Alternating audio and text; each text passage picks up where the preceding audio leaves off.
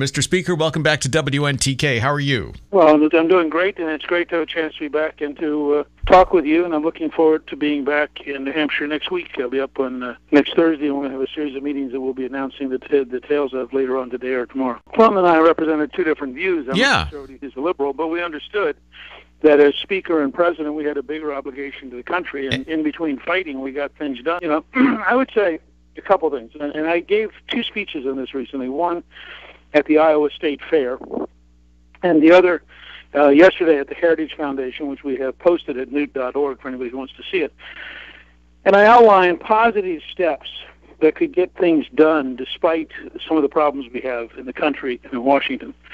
And I also suggested that this idea of a super committee of 12 is a really terrible idea because it means that you don't have the other 523 members of the House and Senate participating, doing their job, having things out in the open, and frankly, 535 minds trying to solve this is better than 12 minds trying to solve it. So I'm very doubtful about that, but I'll give you two examples of the way I would approach this. My newsletter this morning, which is an electronic newsletter from Human Events that's free, people can sign up for it, I outlined a Democratic bill. This will surprise some people, but I had Senator Warner and Senator Webb, two Democrats from Virginia, have a very good bill, which has permitting oil and gas development offshore of Virginia, giving 50% of the money to the federal government from the royalties, giving 37.5% to the state of Virginia, and 12.5% to land conservation and to infrastructure development. And the proposal I make in my newsletter this morning is the House Republicans ought to just pick it up and pass it. It broadly shapes their values. It's a pro-American energy bill. It will create jobs in the middle of what is a depression, and it will increase revenue to the federal government when we're trying to figure out how to reduce the deficit, and does so without raising taxes. Now, I've been talking with people in Charleston and Columbia, South Carolina. Charleston needs to have its harbor dredged to handle bigger ships. They don't have any money. There are natural gas and oil deposits off South Carolina. You could have exactly the same bill introduced by the South Carolina delegation, move exactly the same way. You would be out of new revenue, not tax increases, but a bigger economy, more economic activity, more American energy. Now, this is a bipartisan step, and my point in my newsletter this morning is, why aren't we taking a bill we like that is a Democratic bill, and as Republicans pass it in the House, they could do it the first week they come back, send it to the Senate. Now what is Harry going to do? Harry Reid, the Senate Democratic leader, he has two Democrats in his caucus who wrote the bill. It's their bill. Mm-hmm. I think he's going to have to pass it. And there are a number of Democrats who've already said, I think there's 6 or 8 of them, who are now in favor of drilling offshore for their states, because they want the jobs, they want the money, they want to keep American energy rather than Iranian or Iraqi or Saudi or Venezuelan energy. I think at that point the bill passes. Now, what does the president do? He comes off this totally phony bus tour where he's promising that he'll have ideas in September, but he doesn't have them in October.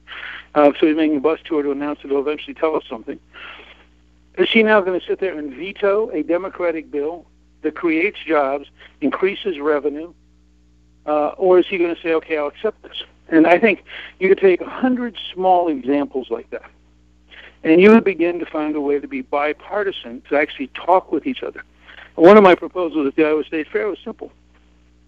First 3 days of every week, pass only bipartisan bills. I don't care how small they are.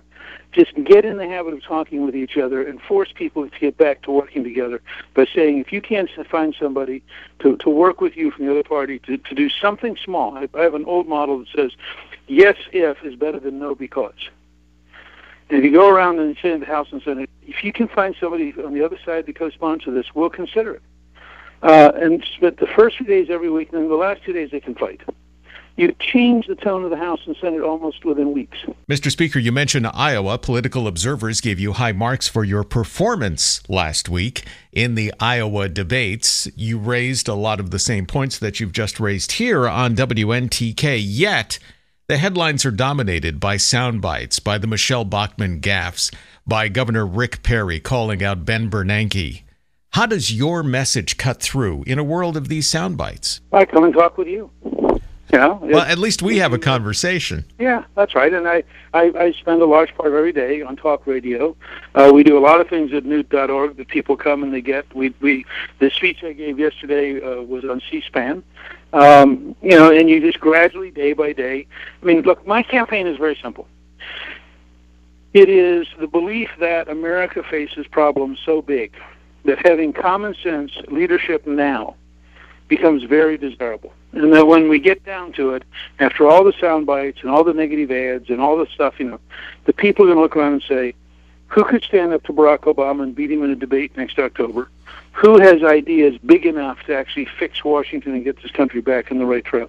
And who has a track record of actually getting real things done in Washington? Now, if you look at the current field, I think I'm the only person who can do all three of those. I can't, you know, the three big money candidates, I can't compete with them. If raising money is the key, then Romney, Perry, or Bachmann is going to be the nominee. But if having real solutions, as you said, I mean, having common sense approaches, trying to think this stuff through, providing leadership. Now, notice, I'm not suggesting what I do in January of 2013. I'm saying the House Republicans ought to come back in, and right now they ought to pass the Webb bill, because the Webb-Warner bill is a good step right this minute. And I'm trying to find things we could do now. I'm trying to find a way to replace the super committee of 12 with a process by which all 535 members are involved.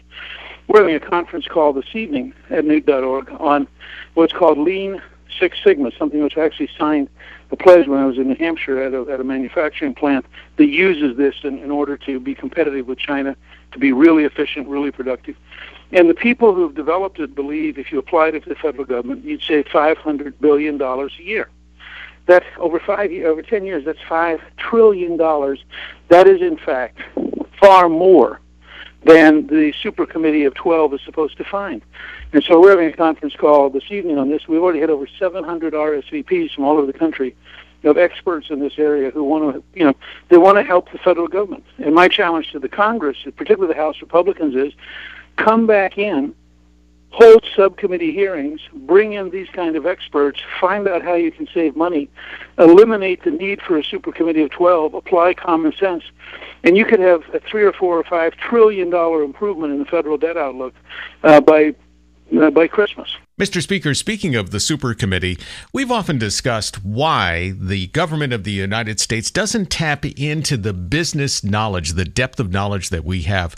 The Warren Buffetts, the Jack Welches, listening at his summer home in Sunapee, New Hampshire, these captains of industry who have grown the American economy. Why not tap into these people to serve along with this committee to get the United States economy on its feet? You know, one of the things I was talking with a very distinguished, retired expert on the federal government who was a physicist of enormous stature and somebody who's made a great deal of money, who is voluntarily helping the U.S. Army right now. And he said, you know, in World War II, we had $1-a-year posts. And you would say to a Warren Buffett or a Jack Welch, we'll give you $1 a year. You're now accredited within certain boundaries. You don't have to file all sorts of disclosures. You don't have to give up all your property. You don't have to go through all this junk. Would you just come in and help us get things done?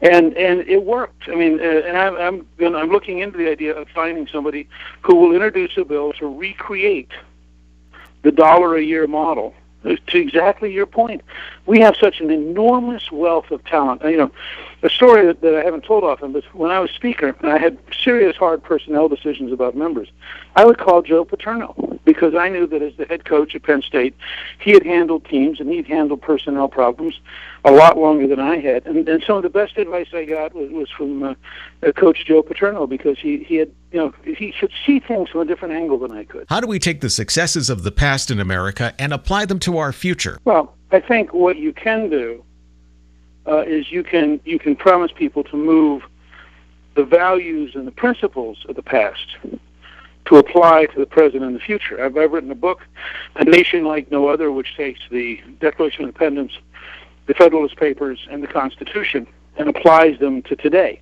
Clifton and I did a movie called A City Upon a Hill, which shows you from the Pilgrims up through the process of us being an exceptional nation. And why does it matter today?